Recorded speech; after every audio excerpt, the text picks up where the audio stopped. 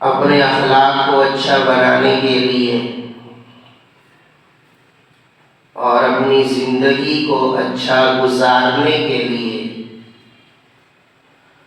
ہمارے دین نے جو باتیں ہمیں سکھائی ہیں ان میں ایک بات یہ ہے جس کو اللہ نے سورہ حجرات میں بیان فرمایا ہے کہ وَلَا تَلْمِزُوا أَنفُسَكُمْ، کہ دیکھو اپنی زندگی میں تم کسی کو طعنہ نہ دینا، اپنی زندگی میں ایک دوسرے کو طعنے نہ دیا کرو، کسی کی کسی بات کو لے کر اس کو طعنہ دینا، اس کو شرمندہ کرنا، اس کو بے عزت کرنا، اس سے ہمارے دین نے منع کیا ہے کہ کسی کو طعنہ نہ دو۔ جب تم کسی کو طعنہ دو گے تو وہ بھی بدلے میں تمہیں طعنہ دیں گے۔ جب تم ایک دوسرے کو طعنے دو گے پھر تم میں محبتیں نہیں رہیں گی، نفرتیں پیدا ہو جائیں گی، پھر تم میں اتفاق اور اتحاد نہیں رہے گا، اختلاف پیدا ہو جائے گا۔ اس لیے فرمایا اگر اپنی زندگی کو اچھا بنانا چاہتے ہو، آپس میں اتفاق اور اتحاد کو پیدا کرنا چاہتے ہو، اپنی زندگیوں میں محبتیں چاہتے ہو، نفرتیں نہیں چاہتے، تو فرمایا وَلَا تَلْمِزُوا أَنفُسَكُمْ، پھر ایک دوسرے کو طعنے نہ دیا کرو، ایک دوسرے کو طعنے دے کر شرمندہ نہ کیا کرو۔ کسی سے کوئی غلطی ہو گئی تو اس کی اس غلطی کو لے کر اس کو طعنہ دینا، اس کو شرمندہ کرنا، اس کو بے عزت کرنا، اس سے ہمارے دین نے ہمیں منع کیا۔ اور حدیث پاک میں اللہ کے نبی صلی اللہ علیہ وسلم نے فرمایا دنیا میں ہر ایک انسان ہے اور ہر ایک انسان سے گناہ بھی ہوتے ہیں، ہر ایک انسان سے غلطیاں بھی ہوتی ہیں۔ کوئی جتنے بھی بڑا ولی ہو وہ معصوم نہیں ہوتا کہ کبھی زندگی سے اس میں خطا نہ ہوئی ہو۔ ہر انسان سے خطا ہو جاتی ہے، کسی سے چھوٹی خطا، کسی سے بڑی خطا، کسی سے چھوٹا گناہ، کسی سے بڑا گناہ۔ ہر انسان سے خطائیں ہوتی ہیں، گناہ ہوتے ہیں، لیکن میرے نبی نے فرمایا کل بنی آدم خطاء وخیر الخطائین التوابون، فرمایا ہر انسان سے غلطیاں ہوتی ہیں لیکن بہترین انسان وہ ہے جو غلطی کے بعد اپنے اللہ سے توبہ کر لیتا ہے۔ یہ توبہ کرنے والے میرے اللہ کو بڑے پسند ہیں۔ ہر ایک سے غلطی ہو جاتی ہے، کسی انسان سے غلطی ہو گئی، اب اس کی اس غلطی کو لے کر اس کو طعنے دینا، اس کی اس غلطی کو لے کر اس کو بے عزت کرنا، اس کی اس غلطی کو لے کر اس کو شرمندہ کرنا، اس سے ہمارا دین ہمیں منع کرتا ہے۔ اور حدیث میں میرے نبی صلی اللہ علیہ وسلم نے ارشاد فرمایا اگر کسی سے گناہ ہو گیا، کسی سے غلطی ہو گئی اور اس نے اللہ سے توبہ کر لی، اللہ سے پکی اور سچی توبہ کر لی، جب بندہ اللہ سے توبہ کرتا ہے اللہ اسے معاف کر دیتے ہیں۔ بندے سے گناہ ہو گیا، بندے سے غلطی ہو گئی، اس نے اپنے اللہ سے توبہ کر لی، اس نے اپنے اللہ سے معافی مانگ لی، فرمایا اب اگر اس کو اس غلطی اور گناہ کی وجہ سے طعنہ دے گا، اس غلطی اور اس گناہ کی وجہ سے اسے شرمندہ کرے گا، اس غلطی اور اس گناہ کی وجہ سے اسے بے عزت کرے گا، جس گناہ سے وہ توبہ کر چکا ہے، جس گناہ سے وہ معافی مانگ چکا ہے۔ فرمایا اب اگر کوئی اس گناہ کا اس کو طعنہ دے گا، میرے نبی نے فرمایا اس طعنہ دینے والے کو موت نہیں آئے گی، مرنے سے پہلے اللہ اس طعنہ دینے والے کو اس گناہ میں مبتلا فرما دے۔ اس لیے کسی کے گناہ پر اس کو طعنہ نہیں دینا چاہیے، جس گناہ کو اس نے توبہ کر لی، اپنے اللہ سے معافی مانگ لی، اب اگر اس کو اس گناہ پہ طعنہ دیں گے، شرمندہ کریں گے، بے عزت کریں گے،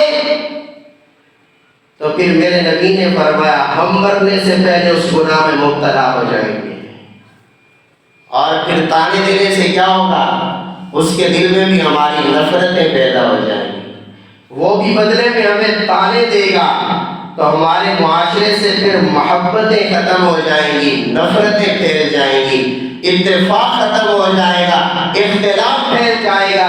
اس لیے ہمارا دین ہمیں سکھاتا ہے اگر تم نے اپنی زندگیوں کو اچھا بنانا ہے، اپنے اخلاق کو اچھا بنانا ہے، وَلَا تَلْمِزُوا أَنفُسَكُمْ، پھر دنیا میں ایک دوسرے کو طعنے نہ دیا کرو، اگر طعنے دو گے تو محبتیں ختم ہو جائیں گی اور نفرتیں پھیل جائیں گی۔ اور اسی طرح آگے اللہ فرما رہے وَلَا تَنَابَزُوا بِالْأَلْقَابِ، اگر دنیا میں اچھی زندگی چاہتے ہو، اپنے اخلاق کو اچھا بنانا چاہتے ہو، اپنی زندگیوں کو اچھا بنانا چاہتے ہو، معاشرے میں محبتوں کا ماحول چاہتے ہو، نفرتوں کو ختم کرنا چاہتے ہو، اتفاق اور اتحاد چاہتے ہو، فرمایا وَلَا تَنَابَزُوا بِالْأَلْقَابِ، پھر کسی کو برے نام اور برے لقب سے نہ پکارا کرو، کسی کو الٹے نام سے نہ پکارا کرو، کسی کو برے نام سے نہ پکارا کرو، کسی کو برے لقب سے نہ پکارا کرو۔ جب تم کسی کو سیدھے نام سے نہیں بلاؤ گے، الٹے نام سے بلاؤ گے، تو اس کے دل میں تمہارے لیے محبت نہیں بلکہ نفرت پیدا ہوگی۔ جب تم کسی کو الٹے لقب سے پکارو گے اور اس کے ایسے نام سے بلاؤ گے جس نام کو وہ پسند نہیں کرتا، تو فرمایا اس کے لیے، اس کے دل میں تمہارے لیے پھر محبت پیدا نہیں ہوگی بلکہ نفرتیں پیدا ہوگی، پھر تم میں اتفاق نہیں رہے گا، اختلاف ہو جائے گا۔ اس لیے ہمارا دین ہمیں سکھاتا ہے جب ایک دوسرے کو بلایا کرو اچھے نام سے بلایا کرو، جب ایک دوسرے کو بلایا کرو اچھے لقب سے پکارا کرو، جب ایک دوسرے کو پکارا کرو عزت کے ساتھ پکارا کرو، غلط نام سے نہ پکارو، الٹے نام سے نہ پکارو، غلط لقب سے نہ پکارو۔ جب تم اچھے نام سے پکارو گے، عزت کے ساتھ پکارو گے، تو فرمایا پھر تم میں محبتیں پیدا ہو جائیں۔ اچھا نام رکھنا، اچھے نام سے پکارنا، ہمارا دین اس بات کی تعلیم دیتا ہے۔ یہ بیماری بھی ہمارے معاشرے میں عام ہے، ہم الٹے ناموں سے پکارتے ہیں، کسی کا نام بگاڑ کر پکارتے ہیں، کسی کو الٹے لقب سے پکارتے ہیں، کسی کا ہم غلط نام رکھ لیتے ہیں اور اس غلط نام سے پکارتے ہیں۔ یاد رکھنا قرآن کہہ رہا ہے بئس الاسم الفسوق بعد الایمان، مومن کی شان نہیں ہے وہ کسی کو الٹے نام سے پکارے، مومن کی شان نہیں ہے وہ کسی کو غلط نام سے پکارے، مومن کی شان نہیں ہے وہ کسی کو غلط لقب سے پکارے۔ فرمایا مومن کی شان یہ ہے وہ عزت کے ساتھ بلائے، اچھے نام سے بلائے، اچھے لقب سے بلائے۔ فرمایا اگر کوئی کسی کو غلط نام سے پکارے گا، فرمایا یہ اللہ کی فرما برداری سے نکل جائے گا۔ اگر کوئی کسی کو غلط نام سے بلائے گا، غلط نام سے پکارنے پر اسے ثواب نہیں ہوگا بلکہ گناہ ہوگا۔ یہ چھوٹی چھوٹی باتیں ہیں، ہم جن باتوں کا لحاظ ہی نہیں رکھتے اور ہم جن باتوں کو گناہ ہی نہیں سمجھتے، ہم سمجھتے شاید ہم کوئی اچھا کام کر رہے ہیں۔ اس لیے پہلی بات تو یہ ہے کہ بچوں کے نام رکھنے بھی اچھے چاہیے، غلط نام رکھنا ٹھیک نہیں ہے۔ جس طرح اولاد پر والدین کے کچھ حقوق ہیں، اسی طرح والدین پر اولاد کے بھی کچھ حقوق ہیں۔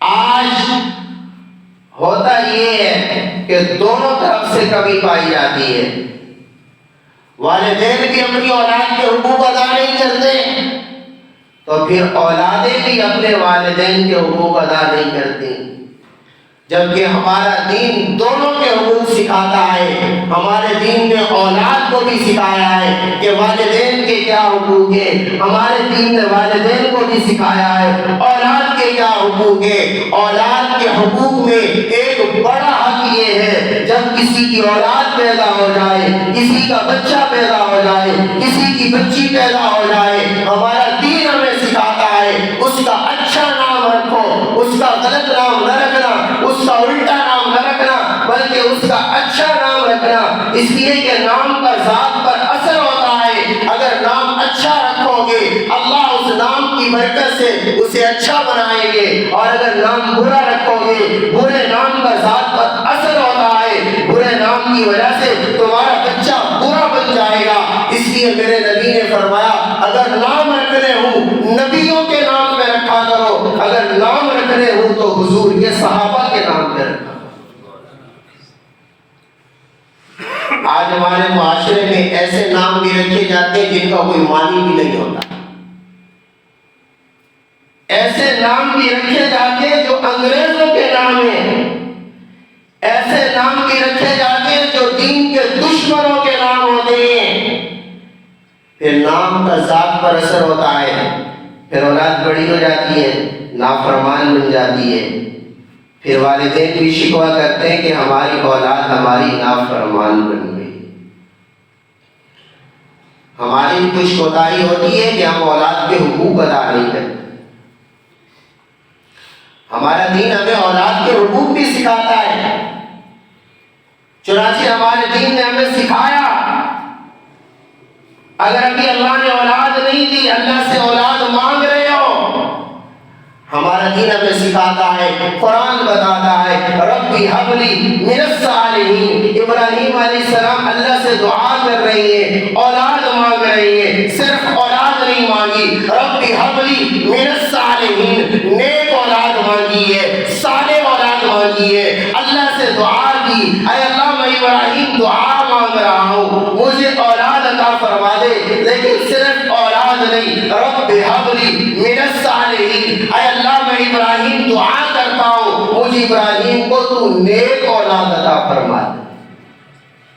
اس لیے جب بھی اللہ سے اولاد کا سوال کریں ہمیشہ یاد رکھیں میری بات، جب بھی اللہ سے اولاد کا سوال کریں اللہ سے صرف اولاد نہیں مانگیں بلکہ اللہ سے نیک اولاد مانگیں، اللہ سے صالح اولاد مانگیں، اللہ سے تقوی والی اولاد مانگیں۔ یہ اولاد کے حقوق میں سے ہے کہ جب اللہ سے اولاد کی دعا کی جائے تو نیک اولاد کی دعا کی جائے۔ جب بچہ پیدا ہو گیا اللہ نے دے دیا، بچہ ہے بچی ہے، تو یہ اولاد بہت بڑی نعمت ہوتی ہے۔ اس اولاد کی نعمت پر اپنے اللہ کا شکر ادا کرنا چاہیے، اپنے اللہ کا شکر ادا کرنا چاہیے۔ اے اللہ تیرا احسان ہے، تیرا شکر ہے کہ تو نے مجھے اولاد جیسی دولت عطا فرمائی ہے۔ اولاد میں خواہ بیٹا ہو خواہ بیٹی ہو، دونوں اولادیں اللہ کی نعمت ہے، دونوں اولادیں اللہ کی رحمت ہے۔ فرمایا بلکہ جس کے ہاں پہلی بچی پیدا ہو جائے یہ اس پر اللہ کی رحمت ہوتی ہے کہ اللہ اس کو سب سے پہلے بیٹی عطا فرماتا ہے۔ جب اولاد پیدا ہو جائے اب بچے کا حق ہے کہ اس کے دائیں کان میں آذان دی جائے اور اس کے بائیں کان میں تکبیر کہی جائے۔ دائیں کان میں آذان دینا، بائیں کان میں تکبیر کہنا، یہ بچے کا حق ہے اور یہ سنت ہے، اور ہمارے دین نے ہمیں سکھایا ہے۔ حضور کے نواسے پیدا ہوئے، حسن پیدا ہوئے، حسین پیدا ہوئے، حضور تشریف لے گئے، حضور نے حسن و حسین کے دائیں کان میں آذان دی ہے، حسن و حسین کے بائیں کان میں تکبیر کہی ہے، اور ہمارے دین نے آذان اور تکبیر کا حکم دیا ہے۔ جب بچہ دنیا میں آئے سب سے پہلے اس کے کان میں آذان کہو، سب سے پہلے اس کے کان میں تکبیر کہو، تاکہ اس دنیا میں آنے کے بعد سب سے پہلی آواز جو اس کے دماغ تک پہنچے، سب سے پہلی آواز جو اس کے دل تک پہنچے، وہ آواز یا تو اللہ کی توحید کی ہونی چاہیے یا محمد رسول اللہ کی رسالت کی ہونی چاہیے۔ سب سے پہلے بچہ آئے، اللہ چاہتے ہیں اس کے دل و دماغ میں جو آواز سب سے پہلے جائے وہ کچھ اللہ کے نام کی ہونی چاہیے۔ اس لیے دائیں کان میں آذان کو، بائیں کان میں تکبیر کو۔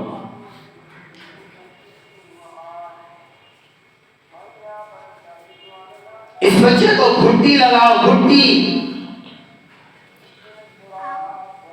گھٹی کہتے ہیں، شہد کے ساتھ بھی گھٹی لگائی جاتی ہے کہ اس کو شہد چٹا دو، اپنا لعاب چٹا دو،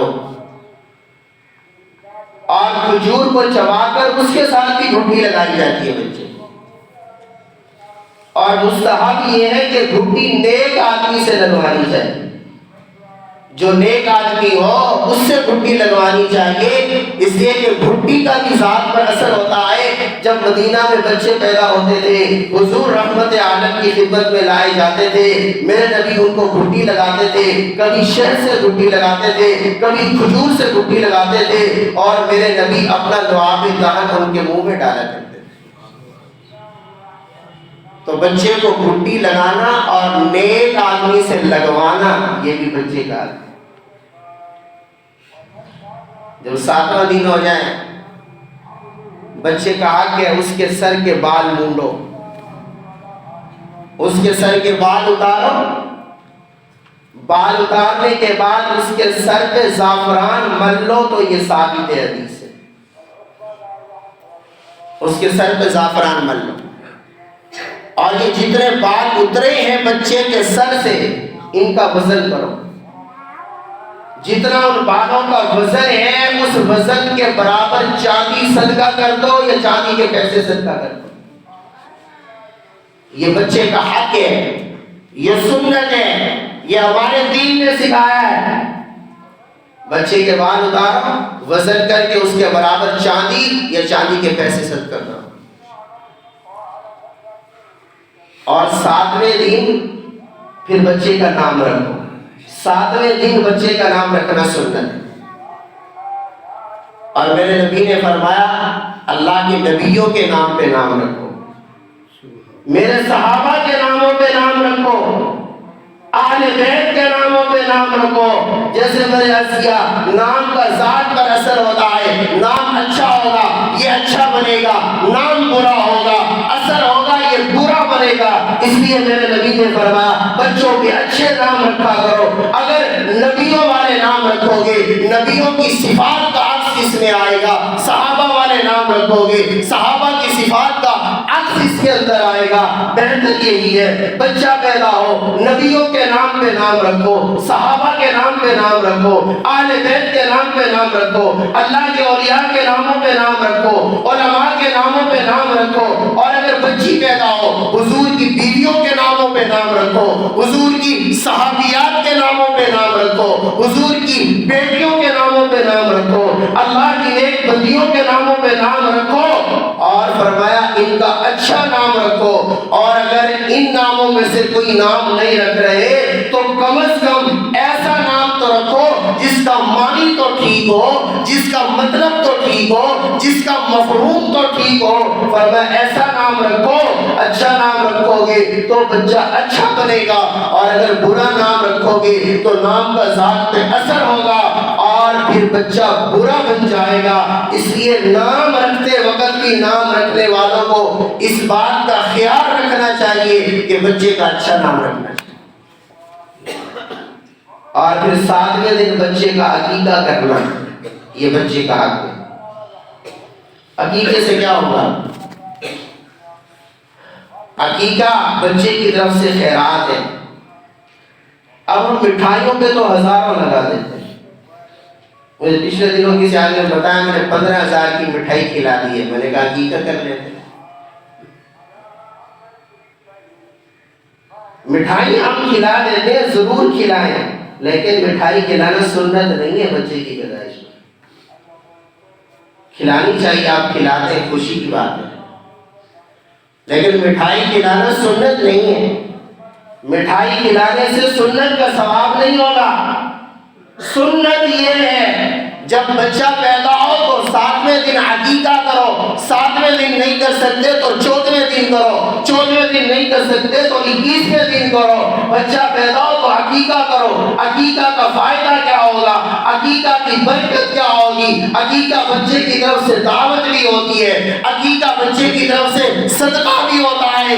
عقیقے کا فائدہ کیا ہوگا؟ فرمایا اس عقیقے کی برکت سے اس بچے پر جو بیماریاں آئیں گی، جو مصیبتیں آئیں گی، جو پریشانیاں آئیں گی، اللہ اس عقیقے کی برکت سے اس بچے سے آنے والی بیماریوں کو دور فرما دے۔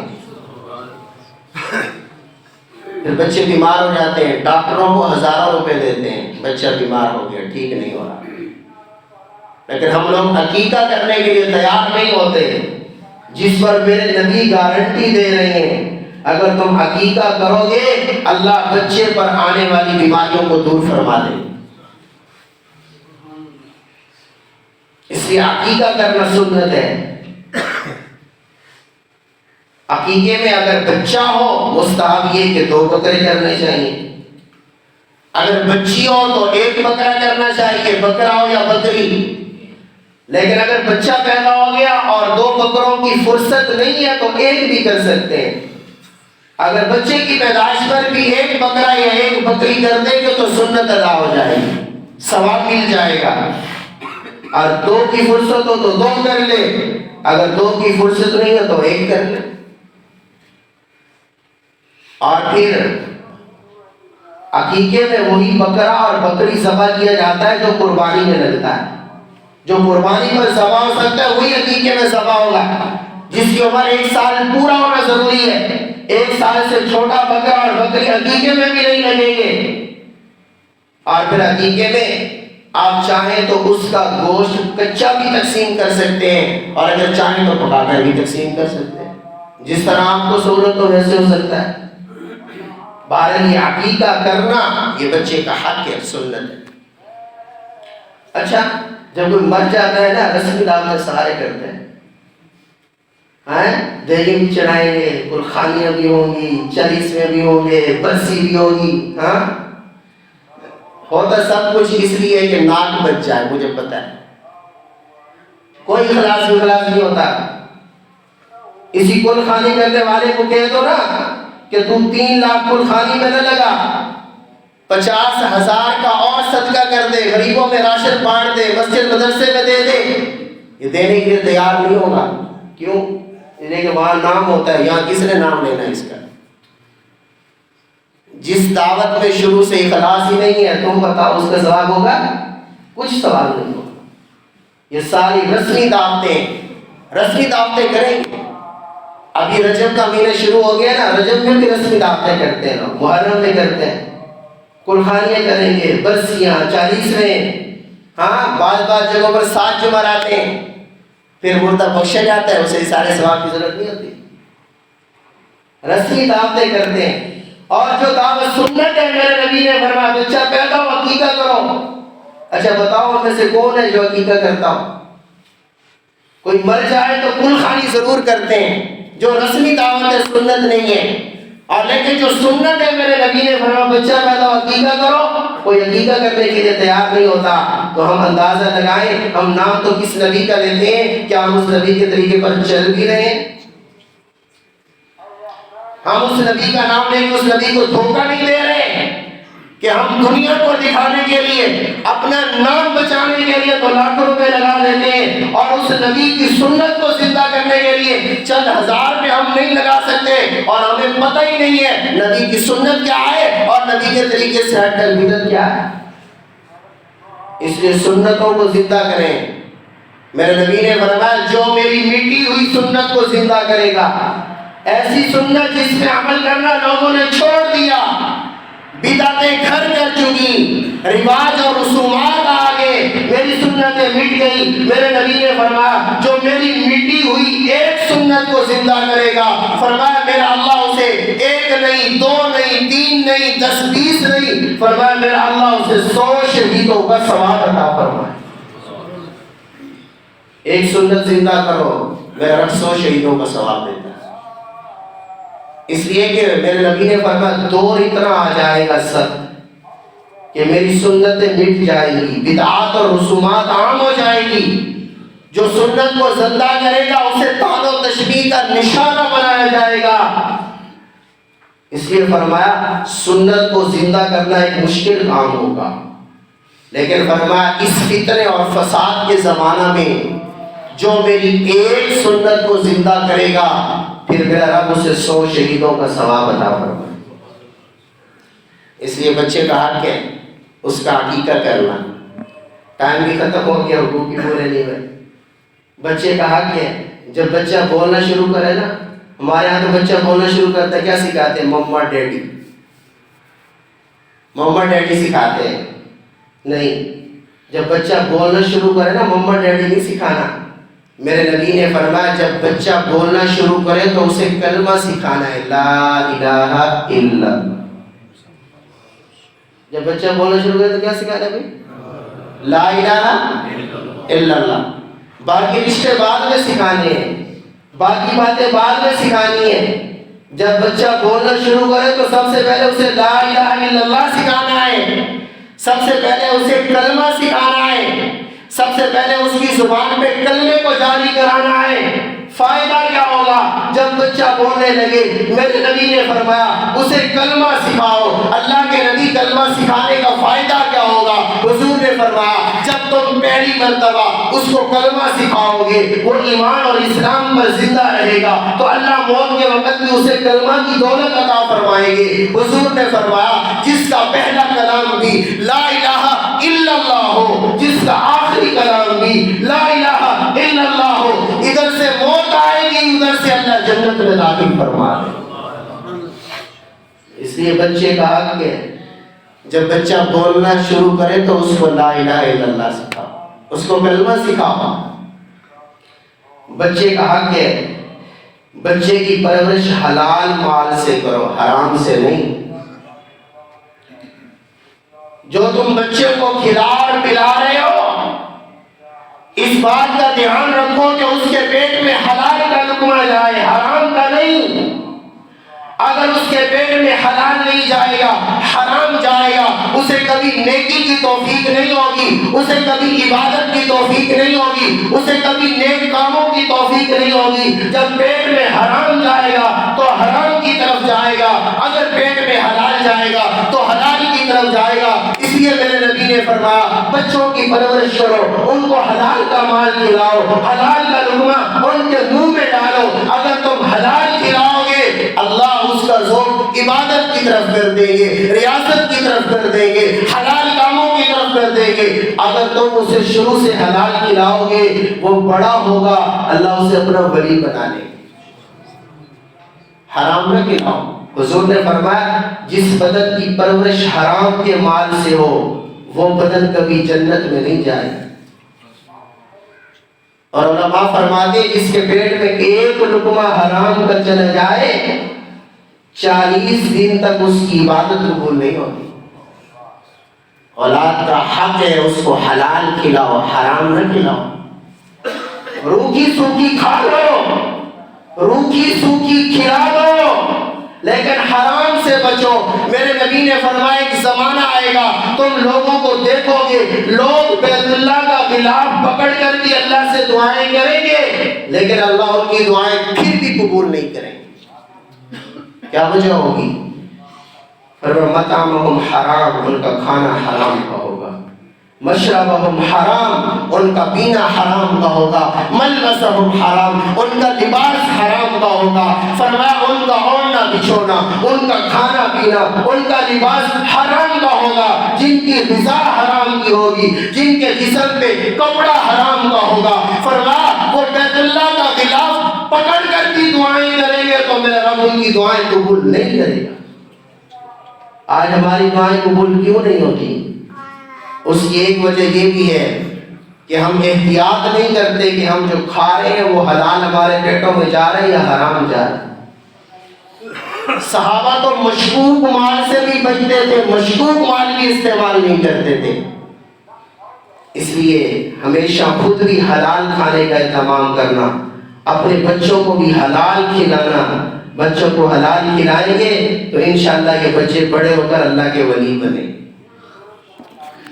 جب بچہ 7 سال کا ہو جائے، پھر ہمارا دین ہمیں سکھاتا ہے جب بچہ 7 سال کا ہو جائے تو اسے نماز کا حکم دو۔ کس کا دے؟ نماز۔ بچہ 7 سال کا ہو گیا، اسے ترغیب دو، اسے سمجھاؤ، اسے نماز کا شوق دلاؤ کہ وہ 7 سال کی عمر میں نماز پڑھنا شروع ہو جائے۔ اور میرے نبی نے فرمایا جب بچہ 10 سال کا ہو جائے پھر نماز نہیں پڑھتا تو اسے تنبیہ کرو، پھر نماز نہیں پڑھتا تو اسے جھڑکو، پھر نماز نہیں پڑھتا تو اسے سمجھاؤ بھی صحیح، تنبیہ بھی کرو اور اسے نماز پر مجبور کرو کہ وہ 10 سال کی عمر میں نماز پڑھے۔ لیکن اگر ہم ہی نماز نہیں پڑھیں گے، ہمارے گھروں میں نماز کا ماحول نہیں ہوگا، والدین نماز نہیں پڑھیں گے، تو آپ بتائیں اولاد کہاں سے نماز پڑھے گی؟ اولاد تو والدین سے اثر لیتی ہے۔ اگر گھر میں والدین نماز پڑھیں گے تو اولاد نماز پڑھے گی، اگر والدین نماز نہیں پڑھیں گے تو اولاد بھی نماز نہیں پڑھے گی۔ اس لیے میرے نبی نے فرمایا بچہ 7 سال کا ہو جائے تو اسے نماز کی ترغیب دو، اور اگر 10 سال کا ہو جائے پھر نماز نہ پڑھے تو اسے تنبیہ کر کے نماز پڑھاؤ، اسے نماز کا عادی بناؤ تاکہ وہ اللہ کے اس فریضے کو ادا کرنے والا بن جائے۔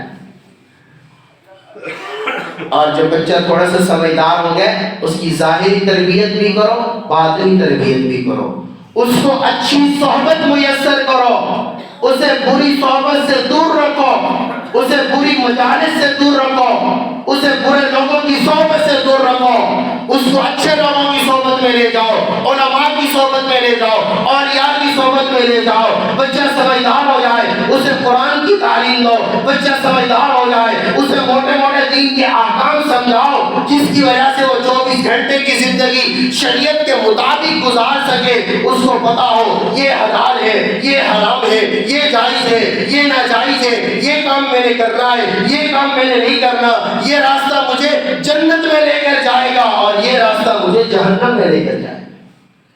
یہ اولاد کے حقوق ہیں جو والدین کو ادا کرنے چاہیے، لیکن بدقسمتی سے نہ والدین اپنے اولاد کے حقوق کی طرف توجہ کرتے ہیں، اور پھر اولاد بڑی ہو جاتی ہے ان کی تربیت اور ان کے حقوق کی طرف شروع سے توجہ نہیں ہوتی، تو پھر کچھ ہمارا بھی قصور ہوتا ہے کہ اولاد نافرمان بن جاتی ہے، پھر ہم اولاد کا شکوہ بھی کرتے ہیں۔ اس لیے یہ مختصر سے چند حقوق میں نے آپ کے سامنے ذکر کیے۔